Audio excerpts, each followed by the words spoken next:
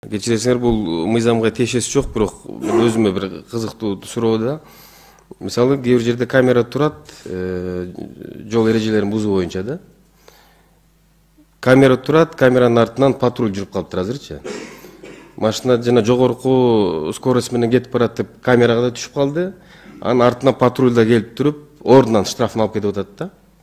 А тиги киши ордунан вроде штрафты берди и ойлоп атат, штрафым бүттү деп.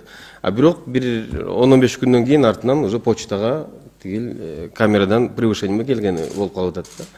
Ошол көбү түшүнбөй атат, кандай кылса болот деп. Ошо жооп берип коесузбу? Бул мыйзамга тиешеси жок, бирок баягы жарандардын суроосу да. Кыскача эле жооп берип койсоңуз, кандай кылыш керек мындай ситуацияда? Саламатсызбы, урматтуу Сүйүн Абдуллаевич, урматтуу депутаттар. Ушул вопрос аябай актуальный вопрос болуп атат. Кайсы жерде камералар турган жерде инспектор укугу жок. Сиз өзүңүздү тааныштырып койсоңуз да. Кечиресиз.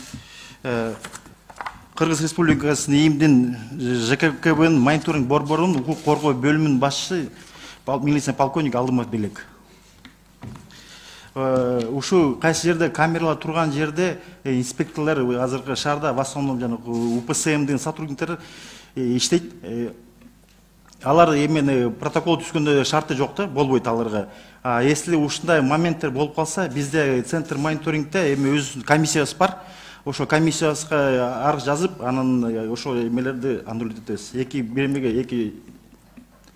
Бир нарушение эки жолу эмеге метилбейт да. Рахмат жоогуңузга. Бирок ушул боюнча дагы жарандарга түшүндүрмө иштери жүргүзүп коюш керек.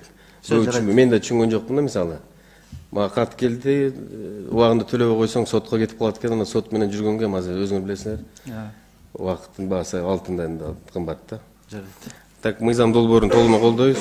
Рахмат, ишиңизге ийгилик.